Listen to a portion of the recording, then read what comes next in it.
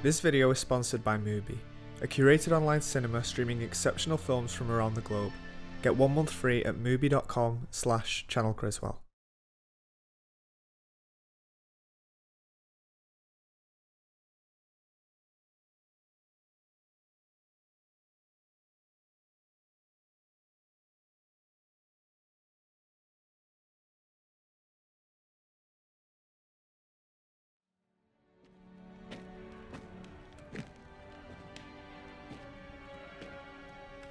What was once before you, an exciting, mysterious future, is now behind you.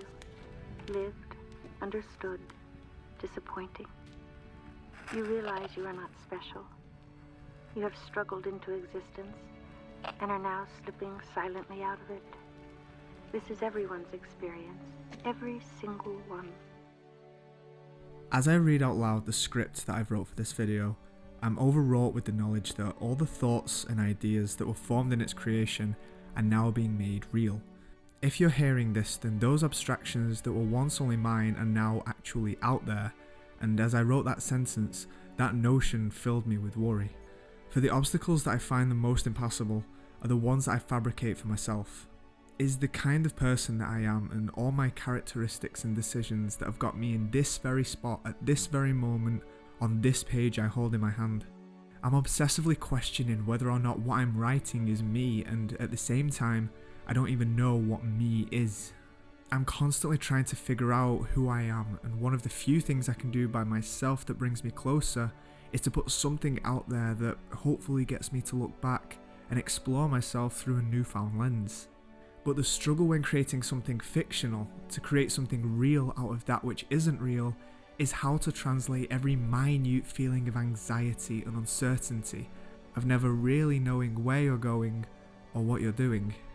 A screenplay is an exploration. It's about the thing you don't know, to step into the abyss. It necessarily starts somewhere, anywhere. There is a starting point, but the rest is undetermined. It is a secret, even from you.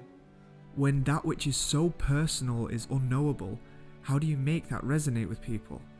Everything you've just heard was written a long time ago, and the only reason you're hearing it is because I have to accept that writing is the journey of self-discovery of all the things inside you that you don't want to acknowledge. And in the work of Charlie Kaufman, the craft and struggle of the writer is ever present with the raw sincerity in which the angst of every person is put on display. How to start? I'm hungry. I should get coffee. Coffee would help me think. But I should write something first, then reward myself with coffee. The art of screenwriting is based around a specific craft. The screenplay form was bred with supposed rules, yet even the greatest screenwriters' adherence to these rules is a prime demonstration that they do in fact work. Whether it be Sid Field's popularization of the 3-act structure, or Robert McKee's divulgence on what story is, these methods have been proven successful even to this day. Someone goes hungry. Somebody else betrays his best friend for a woman. If you can't find that stuff in life, then you, my friend, don't know crap about life. And why the fuck are you wasting my 2 precious hours with your movie? Our inclinations when it comes to fictional writing veer more towards that of the author. But a great film isn't a great novel. And to convey any message, screenwriters must learn the form of the screenplay, the language of cinema on paper. So how can you fully express what's inside of you when you know that there are such tight restrictions on your writing? Well, the first thing to realize is that there isn't. I just think that there's a kind of a very, very kind of one root way of making movies in this culture. And that there seems to be sort of this mindset that it has to be this one thing, and this is the structure of it, and this is what has to happen to the characters. And I think that there's like in anything, like in any art form, there's the world opens up when you take that away, and you allow yourself to kind of think in a kind of a larger and more creative way about the process. These guidelines are exactly that, guidelines.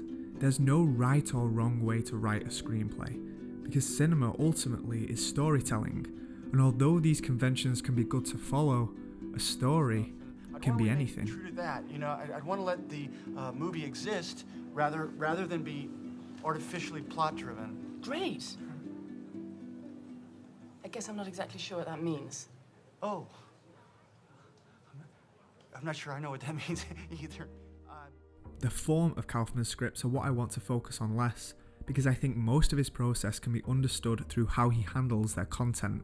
The distinguished writing of Kaufman evokes such idiosyncratic identity because his preeminent topics are consistently engrossed in what is most important to him: the courage to venture into the deepest depths of our very being and explore our most sacred of places.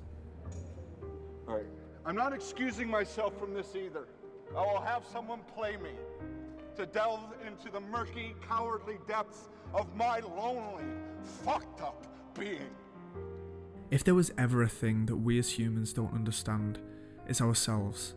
The plaguing grand concepts of life, death, love, loneliness, what it means to exist.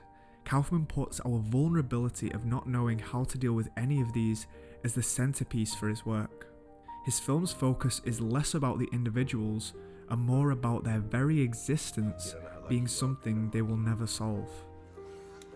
Because consciousness is a terrible curse. I think, I feel, I suffer. And all I ask in return is the opportunity to do my work. And they will allow it. Themes of control are predominant in Kaufman's work. His character arcs are centered on regaining control through attempting to bring closure to whatever is causing them distress. There isn't much in the way of transformation. Their journeys consist of fixing their lives until they feel complete. But such is their futility, because how do you end heartache? How do you perfect your art piece? You can't. It's not good. Not good. Oh, okay. You're actors playing actors. You're in the scene, you're not just filming it. You're in the scene. Whereas traditional screenwriting would ensure that a screenwriter is in complete control and understanding of what they write, Kaufman relishes the state of not knowing. And then that fish that got legs on it and crawled out onto land, and then we see, dinosaurs. And then they're around for a long, long time. And then an asteroid comes and florks the insects, the extinctive mammals, the primates, monkeys, the simple monkeys, the old-fashioned monkeys giving way to the new monkeys. For Kaufman, all our constantly changing fates leave us ever perplexed about the kind of person we are. We'll never really know if we are moral, if we will die with fulfillment. The unknown is what leaves us in a perpetual state of anxiety, and the refusal against what we don't know is what slips control from our subject's grasp. Are we like those bored couples you feel sorry for in restaurants? Are we the dining dead? Their anguish comes from their lack of acceptance that life does not owe them reasoning behind every one of its secrets. What are you talking about? I don't know. Like in any way, did you change? Like while we were together, like did I change you? Did you change? Did anything change? Did a change occur? Michael, you're freaking me out. Rather than bearing the truth that life means living with pain and imperfections, they search for connections to make everything make sense, because that's what we as humans need, causality. But most of the time, things end unanswered. Where is everybody? Mostly dead. Endless self-reflection epitomizes the writing of Kaufman, because the tests of his characters is something we all experience. Although we know what we feel, we have no idea what to do with this emotion. Wait. What? I don't know. What Just do you wait. want, Joel? Just wait. I don't know. I want you to wait for just a while. The purpose is not to demonstrate a narrative path to reveal any answer, as the only semblance of any narrative progression we see is the understanding on the part of the viewer that every single human being experiences the same things, but our subjective tendencies halt us from seeing their universal connection, as if we are the only person in the world to feel that one thing. But the truth is that the unknown is an inevitability of life that requires acceptance, because it's the one thing we all share. Each person you speak to has had a childhood. Each has a body. Each body has aches. What is it to be human? What is it to ache? I do not know what the wound is. I do know that it is old. I do know that it is a hole in my being. I do know it is tender. I do believe that it is unknowable, or at least inarticulable. I do believe you have a wound too. I do believe it is both specific to you and common to everyone. This sentiment of an all-inclusive entity leaves us Kaufman's signature bittersweet take on life. The fact that our prime commonality is that we're all completely separate from one another can't help but evoke the feeling that to be alone is ingrained in our very existence. Kaufman takes this concept and shows the inability to escape one's own malaise, the lack of realization that detachment is what unites us all. Now I know how to do it now. There are nearly 13 million people in the world. And can you imagine that many people? And none of those people is an extra. They're all leads of their own stories. Exercising his exploration of the human condition is only achievable for Kaufman by placing his own anxieties at the center of his work. His naked ego is completely exposed to the audience to the point of unbridled self-scrutiny, insofar as writing himself as a main character in adaptation. I'm insane. I'm Ouroboros. I don't know what that word means. I've written myself into my screenplay. That's kind of weird, huh? It's self-indulgent. It's narcissistic. It's solipsistic. It's pathetic. I'm pathetic. I'm fat and pathetic. Positioning his very being into the axis of the unknown allows for complete freedom in the exploration of that which plagues us the most, because the further he probes into his characters, the deeper he actually delves into himself. Our time is limited, we forget that. Death comes, that's it. Soon it's as if we never existed. So remember to smile.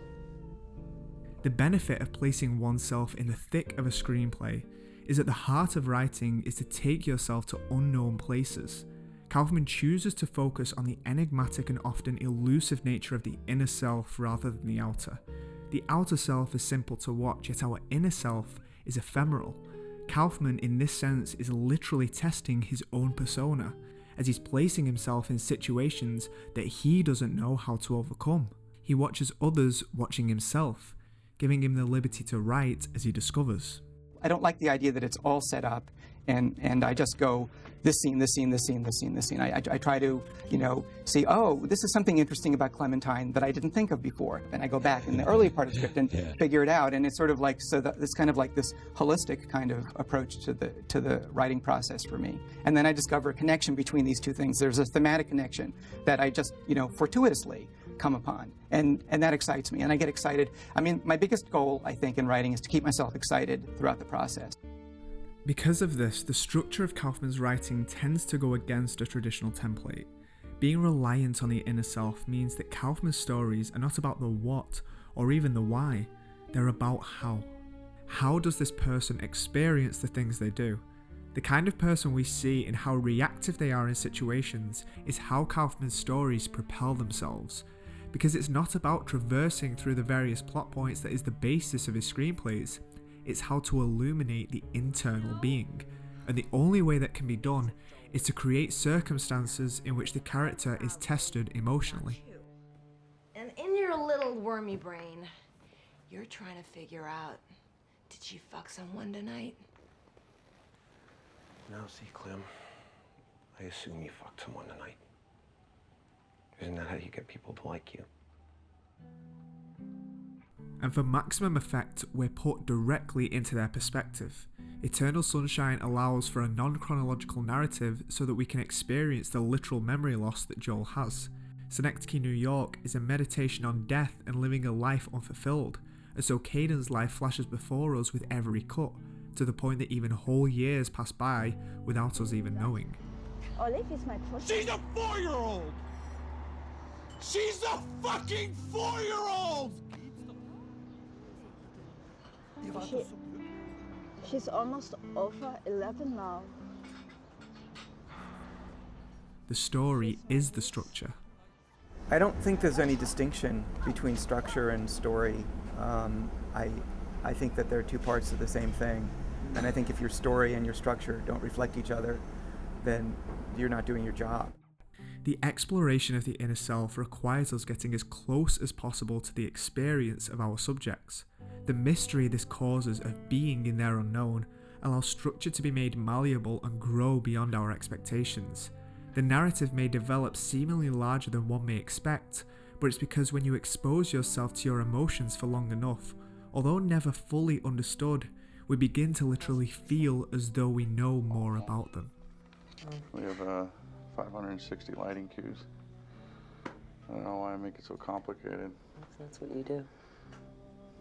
Yeah.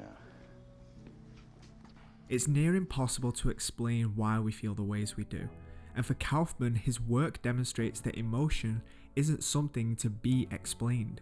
His alternative to following a logical framework is that in order to illustrate the blueprints that make up our emotional states, he instead deems the best way of showing this is to careen through the realms of the abstract.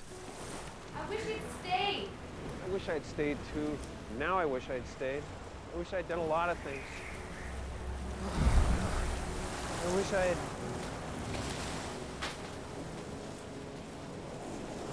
I'd stayed. Because that's what emotion is. It doesn't follow any logical form of rationality. It can be as incredibly simple as it can be intricate and complex. Kaufman aims to create a path of logic within a framework that is intrinsically opposing it. To do so, he establishes his own rules within his worlds so that growth is explained through the abstract. As a result, his writing style and imagery is heavily reliant on metaphors and symbolism. No, you're very pretty. Okay. So we could maybe go out for a walk and talk or something? Yes. So I'll see you after? Of course. The thing about writing symbolically is that there is no logical form of explaining what we see. When we see Michael's faceplate falling off, what does it mean? Ultimately, it means whatever we want it to. And so what I try to sort of do is infuse my screenplays with enough information so that upon repeated viewings, you can have a different experience.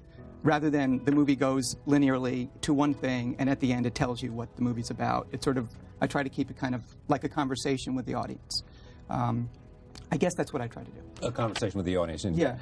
All right, with each individual member of the audience, hopefully. That's the purpose of writing within the abstract.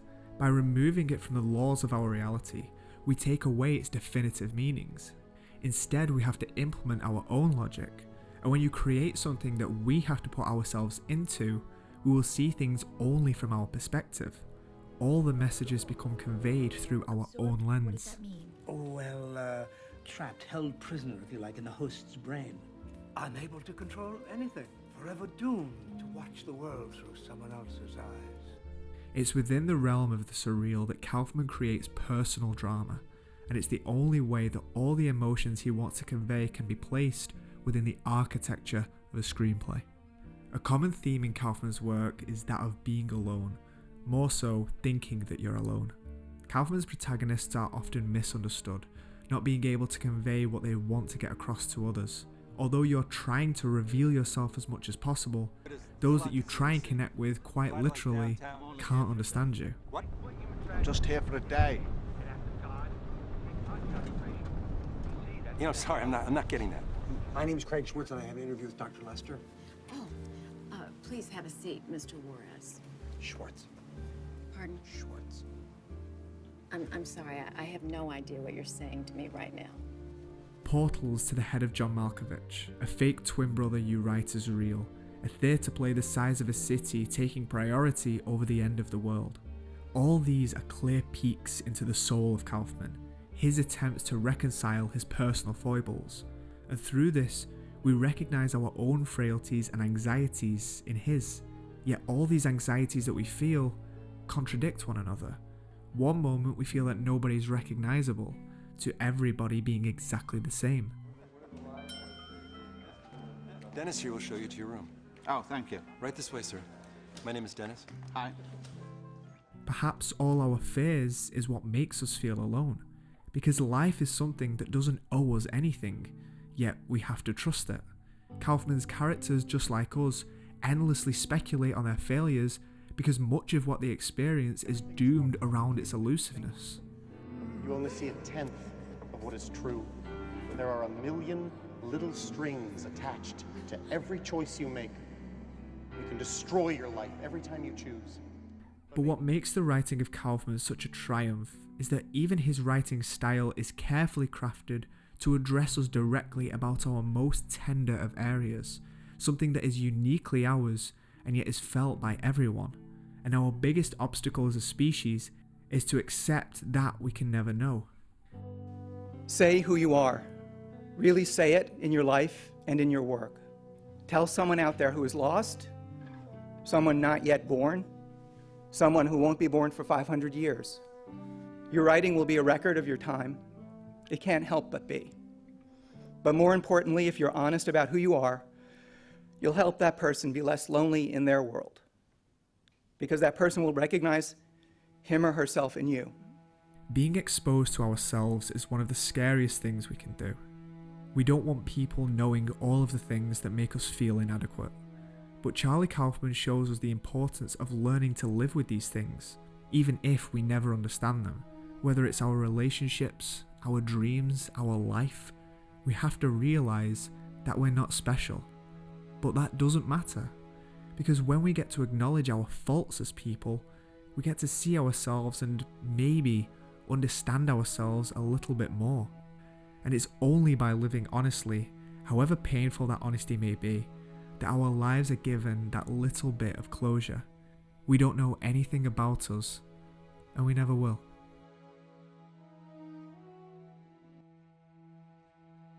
Thank you all for watching. I create these videos in order to spark conversation about films that some may have yet to see, and if you're struggling with what to watch next, that's where Mubi comes in. Mubi is an online streaming platform that showcases films from around the world, but what makes Mubi different is that every day one film is added and one is taken away. As of right now, you can check out Jean-Pierre Jeunet's Delicatessen, one of the eccentric director's most iconic works. But there are always 30 perfectly curated films to watch on the platform. Mubi is a streamlined streaming service for all film lovers. And for your extended free trial, go to mubi.com/ChannelCriswell.